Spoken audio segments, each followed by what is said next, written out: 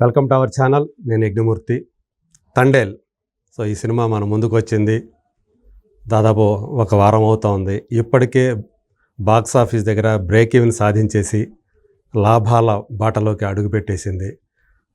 మనం చూసాం అందులో రాజు సత్యల ప్రేమ కథ ఎంత బాగా ఆకట్టుకుందో, అలాగే ఆ సినిమాలో ఉన్నటువంటి ఆర్ట్ వర్క్ కూడా, ఆ ప్రొడక్షన్ డిజైనింగ్ కూడా ప్రేక్షకుల్ని అమితంగా అలరించింది. చెప్పాలంటే చాలామంది ఈ సినిమా చూసిన వాళ్ళు ఇది ఎక్కువగా లైవ్ లొకేషన్స్లోనే షూట్ చేశారని చెప్పేసి భ్రమపడ్డారు. కానీ అందులో ఎక్కువ భాగం సెట్లోనే తీశారు. అలాగే కొంత బ్లూ మ్యాట్ మీద కూడా తీశారు. అందులో వచ్చే సముద్రం మీద వచ్చేటువంటి స్టామ్ ఏదైతే ఉందో, తుఫాను సన్నివేశాలు ఇవన్నీ కూడా బ్లూ మ్యాట్ మీద తీసినవే. అలాగే పాకిస్తాన్ జైలు సన్నివేశాలు ఇవన్నీ కూడా ఏదో ఒక పెద్ద భవనంలో తీశారని చెప్పేసి చాలామంది అనుకుంటారు. కాదు, ఆ మొత్తం జైలు సెట్ని వేసింది ఆ సినిమా ఆర్ట్ డైరెక్టరే. అలాగే ఆ హీరోయిన్ల ఇళ్ళు కానివ్వండి, ఈవెన్ మనకి సినిమా మొదట్లోనూ చివరిలోనూ శివునికి సంబంధించినటువంటి సీన్లు, హీరోయిన్ల ఆ ప్రేమను వ్యక్తం చేసుకునే సన్నివేశాలు ఏవైతే ఉంటాయో, ఆ కీలకంగా ఉన్నటువంటి ఆ శివునికి సంబంధించినటువంటి సీన్లో కూడా మంచి ఆర్ట్ వర్క్ ఉంది. ఆ ఆర్ట్ డిజైనర్ అంటే ప్రొడక్షన్ డిజైనర్, ఆర్ట్ డైరెక్టర్ మన ముందున్నారు. ఆయనే శ్రీ నాగేంద్ర తంగల. సో ఇదివరకు హనుమాన్, అట్లాగే విరూపాక్ష లాంటి సినిమాలకు, ఇంకా ధమాకా ఇలాంటి హిట్ సినిమాలకు ఆయన ఇచ్చినటువంటి ఆర్ట్ వర్క్ కూడా అందరి ప్రశంసలు అందుకుంది. సో తండేల్కి సంబంధించినటువంటి ఆ ఆర్ట్ వర్క్ విశేషాలని, అలాగే ఆ సినిమా ఇచ్చినటువంటి అనుభవాలు, అనుభూతుల్ని ఆయన నోటి నుంచి తెలుసుకుందాం. నమస్కారం. నమస్కారం సరే, చాలా సంతోషంగా ఉందండి. అంటే నేను లాస్ట్ ఇయర్ అండి, కరెక్ట్గా 1 year అవుతుంది మీ ఇంటర్వ్యూతోనే స్టార్ట్ అయిందండి సక్సెస్. అవును, ఇప్పుడు మీ పేరు కొట్టారంటే ముందు మందే వస్తాను అనుకుంటా. అంటే విరూపాక్ష మూవీకి ఫస్ట్ మీరే ఇంటర్వ్యూ చేశారన్నమాట. అవును, అంటే మీరు అడిగే విధానం కానీ అవన్నీ చాలా ముచ్చటగా ఉంటుంది, చూడడానికి ఇంట్రెస్టింగ్గా ఉంటుంది. మళ్ళీ అంటే మీరు ఇంటర్వ్యూ చేసిన తర్వాతే నా మూవీస్ అన్ని సక్సెస్ మొదలు పెట్టేయండి. అవునా? ఓకే. దాని తర్వాత చాలా ఇంటర్వ్యూలు ఇచ్చాం, కానీ నాకు మీ ఇంటర్వ్యూ ఎక్కువ బాగా గుర్తుంటుంది అనమాట. Thank you. సో ఈ తండేల్ అనే సినిమా, సో ఇప్పుడు మనం చూసాము, సో కమర్షియల్గా మంచి విజయం సాధించింది. అలాగే రాజు సత్యల ప్రేమ కథ కూడా, ఆ లవ్ స్టోరీ కూడా చాలా బాగా అందరి హృదయాలని కూడా వాళ్ళ మనసుల్లోకి వెళ్ళిపోయిందని చెప్పాలి. వాళ్ళిద్దరి పర్ఫార్మెన్స్, ఆన్ స్క్రీన్ కెమిస్ట్రీ కానీ, అలాగే ఆ ఇద్దరు సన్నివేశాన్ని డైరెక్టర్ చిత్రీకరించిన విధానం కానీ చాలా బాగుంది. ఈ సినిమాకి చూస్తే, తండేల్ అనే సినిమాకి ప్రధానంగా ఆర్ట్ వర్క్ కూడా చాలా కీలకంగా మారిందని చెప్పుకోవాలి. ఇప్పుడు నేను ఏదైతే మేము పరిచయం చేస్తూ చెప్పానో, ఆ జైలు సన్నివేశాలు కానివ్వండి, అలాగే వాళ్ళిద్దరి ప్రేమకి వాళ్ళు ప్రదర్శించుకునేటువంటి ఆ కీలక ఘట్టాలు ఏవైతే ఉన్నాయో, వాటి ఆ శివునికి సంబంధించినవి కానీ, వాళ్ళ ఇల్లు కానివ్వండి, ఇలాంటివన్నీ కూడా.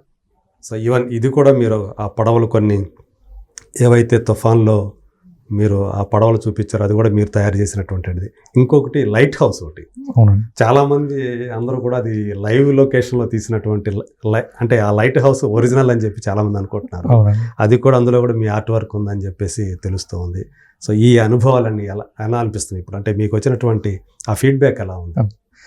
చాలా హ్యాపీ సార్. అంటే సినిమా ఏదైతే రిలీజ్ అయిన దగ్గర నుంచి మంచి మంచి కాల్స్ వస్తున్నాయి. చాలా మంచి పెద్ద హిట్ సినిమా కింద ఈరోజు అందరూ మనలు పొంది మీకు అందరూ కళ్ళలో నీళ్ళు తెప్పిస్తుంది సినిమా.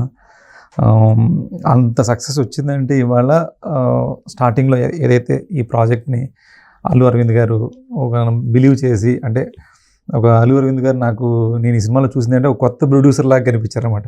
ఓకే.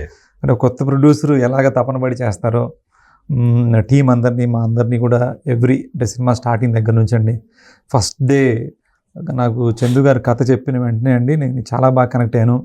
దాని తర్వాత వెంటనే మా టీం అందరినీ కూడా ఎక్కడైతే ఈ స్టోరీ ఎవరిదైతే ఉందో ఆ విలేజ్ తీసుకెళ్లారు. ఓకే. అంటే నాగ చైతన్య గారు కానీ, మన చందు మొండెడ్డి గారు, బన్నీవాస్ గారు, నేను, మేమందరం ఆ విలేజ్కి వెళ్ళామండి. ఓకే.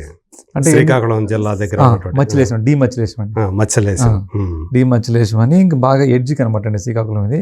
ఓకే. ఆ ఊర్లో ఉన్న వాళ్ళే ఈ పాకిస్తాన్లో చిక్కుకున్నారన్నమాట అండి. అందుకని ఫస్ట్ వాళ్ళని కలవాలి. ఆ రియల్ లొకేషన్ లో ఉన్నటువంటి ఎవరైతే అక్కడికి వెళ్ళి వచ్చారో వాళ్ళని కలవాలండి. మెయిన్ అంటే చైతన్య గారికి కూడా ఆ భాష, ఆ యాస, వాళ్ళ నేటివిటీ ఎలా ఉందో డైరెక్ట్గా ఈయన చూస్తే బాగుంటుందని ఈయన అడిగారు అనుకుంటా అండి. చైతన్య గారు కూడా నేను వెళ్ళి చూడాలన్నారు. దానికోసం టీం అంతా తీసుకెళ్ళడము అంటే ఆ స్టెప్ ఏదైతే ఆ ముహూర్తం ఏదైతే ఉంటుందో అక్కడ నుంచి అండి అన్నీ ఒక పాజిటివ్గా అండి, అన్ని మంచి టెక్నీషియన్స్. నా తర్వాత మళ్ళీ డిఓపి శ్యామ్ గారు వచ్చారండి, తర్వాత నవీనులు గారు వచ్చారు, దేవిశ్రీ ప్రసాద్ గారు కూడా ఆల్రెడీ అనుకుంటున్నారు. దాని తర్వాత ఆయన ఫైనల్ అయ్యారు. ఇట్లా ఒక మంచి టీం అండి, మంచి టీము సెట్ చేయడంలో కూడా అన్ని పాజిటివ్గా స్టెప్ బై స్టెప్ జరుగుతూ వెళ్ళాయి. ప్రతి మూమెంట్ కూడా ఒక పాజిటివ్ వైబ్లో వెళ్ళిందండి. అంటే మీరు సినిమా స్టార్ట్ చేయడానికి ముందు నుంచే డి మసిలేశం ఊరిని సందర్శించినప్పటి నుంచే మీ యొక్క కంట్రిబ్యూషన్ మొదలైపోయింది. ఓకే. అంటే చందు గారు కథ చెప్పినప్పుడు నచ్చడం ఒక ఎత్తు అండి. ఎప్పుడైతే అక్కడికి వెళ్ళి కలిసామో అక్కడ ఎవరైతే ఫిషర్మెన్స్ ఉన్నారో వాళ్ళు పాకిస్తాన్లో ఏం జరిగిందని చైతన్య గారు అడిగినప్పుడు వాళ్ళు చెప్పే ఎగ్జైట్మెంట్ విషయాలు ఉంటాయి చూడండి. పాకిస్తాన్లో ఇలా ఉంటుంది, ఇలా ట్రీట్ చేస్తారు. చాలామంది ఇంకా 25 సంవత్సరాలు తరబడి ఉన్న వాళ్ళు అక్కడ ఉన్నారు. అంటే ఐడెంటిటీ లేకండి ఆగిపోయిన వాళ్ళండి, మన ఇండియన్స్ అదే జైల్లో ఇప్పటికీ ఉన్నారండి. ఓకే. అందులో కొంచెం చూపించారు కదా, కొంతమంది ఇండియన్స్ కూడా ఉన్నట్టుగా చూపించారు. ఉన్నారండి, మూవీలో ఉంటారంటండి. అది ఒక రెగ్యులర్ ప్రాసెస్ అని. అంటే వాళ్ళు చెప్పిన దాంట్లో కూడా ఇంకా మనకి ఎగ్జైట్మెంట్ ఎక్కువ వచ్చి, నాకు తెలియదు, నాకు కూడా జనరల్గా ఫిషర్మెన్స్ అంటే ఒక యాంగిల్లో మన ఫిషర్మెన్స్ అంటే చేపలు పట్టేవాళ్ళు సముద్రం మీదకి వెళ్తారని తెలిసింది. కానీ ఈ వాళ్ళ దగ్గరికి వెళ్ళినప్పుడు కానీ కథ విన్నప్పుడు కానీ ఇవన్నీ విషయాలు చాలా ఎగ్జైట్ అనిపించాయండి. అంటే మనకి వర్క్ చేయడానికి ఇంకా బాగా ఇవి మోటివేషన్ అయ్యాయి అనమాట. పైగా చాలా ప్రమాదకరమైనటువంటి పరిస్థితులు కూడా కదా. అవును, నిజంగా 9 నెలల పాటు సముద్రంలో అలా వెళ్ళిపోయి ఉండటం అనేది అది నిజమేనండి. అది నిజమండి. అది మరి చిన్న విషయం కాదు వాళ్ళకి. కుటుంబాన్ని వదిలేసి 9 ప్రతి సంవత్సరం. అవును, ప్రతి సంవత్సరం వీళ్ళు 3 నెలలు మాత్రమే విలేజ్ లో ఉంటారండి. 9 నెలలు కంప్లీట్ వాళ్ళకి అక్కడ షెల్టర్ కూడా ఏమి ఉండదు సార్ అక్కడ. అంతే కదా. వీళ్ళకి అక్కడ వెళ్ళి ఒక సేటు దగ్గర ఒక బోట్ తీసుకోవాలి, గుజరాత్ వెళ్ళి ఆ సేటు వాళ్ళకు కొంత డీజిల్ ఇస్తాడండి, కొంత ఫుడ్ సంబంధించి ఇస్తాడు. అది తీసుకొని వీళ్ళు ఒక 1 మంత్ అండి కంటిన్యూగా. ఓకే. 1 మంత్ 28 డేస్ నుంచి 30 డేస్ వరకు సీ మీద ఉంటారండి వీళ్ళు. ఒక్కొక్కసారి చేపలు పడకపోతే కూడా చాలా వాళ్ళకి డ్యామేజ్ అండి అది. ఓకే. అంటే సరైన డబ్బులు రావండి. కాబట్టి ఒక రకంగా లైఫ్ రిస్క్ తీసుకొని వాళ్ళు డబ్బులు రావచ్చు రాకపోవచ్చు అండి. ఓకే. వాళ్ళకి వచ్చేది కూలీ అండి. ఇది మళ్ళీ ఈ చేపలు కూడా వీళ్ళు అమ్ముకోరండి. మళ్ళీ ఆ చేపలు తీసుకొచ్చి ఆ సేటుకి ఇవ్వాలి. అంతగా వాళ్ళు డైలీ కూలీ వాళ్ళ లైఫ్ ని అట్లా సాక్రిఫైస్ చేస్తారు. డైలీ వీళ్ళకి కూలి ఇస్తారండి. చేపలు ఏదైనా ఎక్కువ పడితే ఒక ఫిగర్ ఇస్తారంట అంతే. ఓకే. అంతే తప్ప ఇండివిజువల్ బిజినెస్ కూడా కాదండి. మళ్ళీ ఇది అక్కడికి వెళ్ళి ఒక లేబర్ పని లాగా అమ్మడం కాదండి. ఆయన తరపున సేటు తరపున వీళ్ళు ఒక కూలీలుగా పనిచేయడం, మజూరీ మాత్రం ఇస్తారు. అంతే అండి. ఒక సేటు దగ్గర 10 బోట్లు 15 బోట్లు 20 బోట్లు ఉంటాయండి. ఒక్కొక్క సేటు దగ్గర కొంతమంది వెళ్ళి తీసుకొచ్చి వాళ్ళకి అప్పచెప్పడము, మళ్ళీ వెళ్ళడం. ఓకే. ఇలాగ 9 months లో 9 times వాళ్ళు ఆ వీరావాళ్ళకి వస్తారండి. 1-2 days ఉంటారండి. లోడింగ్ అన్లోడ్ చేసే టైంలో మాత్రమే ఉంటారు. ఓకే. అక్కడికే బట్టి మళ్ళీ ఇంటికి రారండి. అక్కడికి చూసుకొని మళ్ళీ వెళ్ళిపోతారు. అన్లోడ్ చేయడము, మళ్ళీ లోన్కి వెళ్ళిపోవడం అండి. ఇట్లా 9 months అయిన తర్వాత ఒకే అమౌంట్ తీసుకొని వాళ్ళు వచ్చిన తర్వాత ఈ విలేజ్ తో వాళ్ళ ఫ్యామిలీతో ఇంటరాక్షన్, అంటే ఈ 9 నెలలు సంపాదించుకుని వచ్చి తీసుకొచ్చేస్తారు. మళ్ళీ వీళ్ళు ఎఫెక్షన్ ఎక్కువ ఉంటుందండి. మన జనరల్ గా అంటే డైలీ ఉండేదానికన్నా 9 నెలలు దూరం ఉన్నప్పుడు ఉండే అదే దీంట్లో ఉన్న లవ్ స్టోరీ అదే గొప్పతనం అండి. అంటే 9 నెలలు దూరం ఉండి ఎక్కువగా 3 నెలలు మాత్రమే కలిసి ఉంటే అది చాలా గొప్ప ప్రేమ అవుద్ది కదండి ఇంకా అన్నదే డైరెక్టర్ గారి ఐడియా అండి మెయిన్. అది ఆ విషయంలో అందరూ బిలీవ్ చేశారు. అరవింద్ గారి దగ్గర నుంచి కూడా ఇది ఒక మంచి లవ్ స్టోరీ అవుద్ది, చాలా దీంట్లో ఒక పెయిన్ ఉంటది, అందుకని దీన్ని ఆయన తీసుకున్నారు. దీన్ని టేకప్ బాగా బిలీవ్ చేశారండి అరవింద్ గారు. సో వాళ్ళ కథకి వీళ్ళు ఒక లవ్ స్టోరీని ఒక ఫిక్షన్ స్టోరీని కలిపేసి తీశారు ఇది. అవునండి, అవును. అంటే మళ్ళీ వీళ్ళు ఎక్కడైతే ఇతను వెళ్ళి పాకిస్తాన్ లో స్ట్రక్ అవడము, అప్పుడు ఇంకా ఆ పెయిన్ ఎక్కువ ఉంటది కదండి. ఓకే. ఈ సినిమా షూటింగ్ నిజంగా చాలా మంది ఏమనుకున్నారంటే ఆ శ్రీకాకుళం జిల్లాలో ఆడకెళ్ళి ఆ డి మసిలేశం అనే ఏదైతే ఊరు అమ్మాయి పరిచయం చేస్తుందో సత్య మనందరికీ కూడా పరిచయం చేస్తుంది కదా స్టార్టింగ్ లోనే, అంతా ఆ ఏరియాలో తీశారేమో, అక్కడ ఆ వాళ్ళ సన్నివేశాలు అనుకుంటారు. నిజంగా అక్కడ తీశారా లేకపోతే ఏదో మాకు BHAలో తీశారని చెప్పేసి వచ్చింది? ఏంటది? పాకిస్తాన్ జైలు వచ్చి BHAలో సెట్ చేసామండి కంప్లీట్. ఓకే. మనం ఏదైతే సినిమాలో చూసిన జైలు ఏదైతే ఉందండి అది ప్రతిదీ కూడా మనం సెట్ చేసిందండి. ఓకే. అదేంటంటే పాకిస్తాన్లో ఆల్రెడీ మనకు కానీ కరాచీ- మీకు ఎక్కడ కూడా అది చూస్తే ఏదో ఒక పెద్ద బిల్డింగ్ చూసుకొని ఎక్కడో అవును ఆ బిల్డింగ్ లో చేశారు. ఒకళ్ళు ఇదేమన్నా RFCకి సంబంధించిందా, ఏమైనా వేశారా అట్లాంటిది ఏదన్నా అని చెప్పేసి కూడా అనుకున్నారు. కంప్లీట్ మన ఫస్ట్లో అనుకున్నామండి, వేరే డిఫరెంట్ కర్ణాటక ఇటువైపు కూడా కొన్ని జైల్స్ ఉన్నాయండి, పాత జైల్స్. ఓకే అక్కడ చేద్దాం అనుకుంటే కూడా మనకి కొంచెం కంఫర్ట్ అది ఉండదు, మొత్తం టీం అంతా వెళ్ళాలి, దాంతో పోలిస్తే ఇక్కడే మనం బెటర్ అవుతుందని చెప్పి ఇక్కడే మనం సెట్ వేసుకున్నామండి. ఓకే కానీ చాలా జైల్ సెట్ మాత్రం అంటే మీరు ఎలా మనం ఉంటుంది తీసుకున్న జాగ్రత్త ఇది సార్, ఎందుకంటే ఎక్కడ సెట్లు అనిపించకూడదు, చాలా అతి సహజంగా ఉండాలి. కానీ ఇప్పుడు పాకిస్తాన్ లో జైలు ఎలా ఉంటుంది ఏంటి అనే రిఫరెన్స్ ఏమైనా ఎక్కడన్నా తీసుకున్నారా? నేనంటే నెట్లో చూశాను సార్, కరాచీ జైలు కొన్ని పిక్స్ దొరికాయండి, అంటే ఎక్స్టీరియర్ వరకు దొరికాయి కానీ ఇంటీరియర్ దొరకలేదండి. ఓకే తర్వాత ఎవరైతే వీళ్ళు అక్కడ పాకిస్తాన్లో స్ట్రక్ అయ్యారో వాళ్ళతో నేను నా దగ్గర ఉన్న ఫొటోస్ చూపించి ఇక్కడ ఎలా ఉంటుంది, మీ బ్యారక్ ఎలా ఉంటుంది, క్యాంటీన్ ఎలా ఉంటుంది, ఇవన్నీ ఎలా ఉంటాయి అడిగినప్పుడు వాళ్ళు చెప్పిన కొన్ని దాన్ని బట్టి మనం ఇంకా ఫిక్షన్ అండి, వాళ్ళ దగ్గర ఇన్పుట్స్ తీసుకొని వాళ్ళు చాలా చెప్పేవాళ్ళు అండి. ఓకే ఇక్కడ ఇలా ఉంటుంది అలా ఉంటుంది, మాకు సపరేట్గా ఒక ఏదైనా చిన్న ఇష్యూ అయిందనుకో పాకిస్తాన్లో ఇండియన్స్ అందరినీ తీసుకెళ్ళి ఒక బ్యారక్లు వేసేస్తారు ఏదైనా గొడవలు అవుతాయని.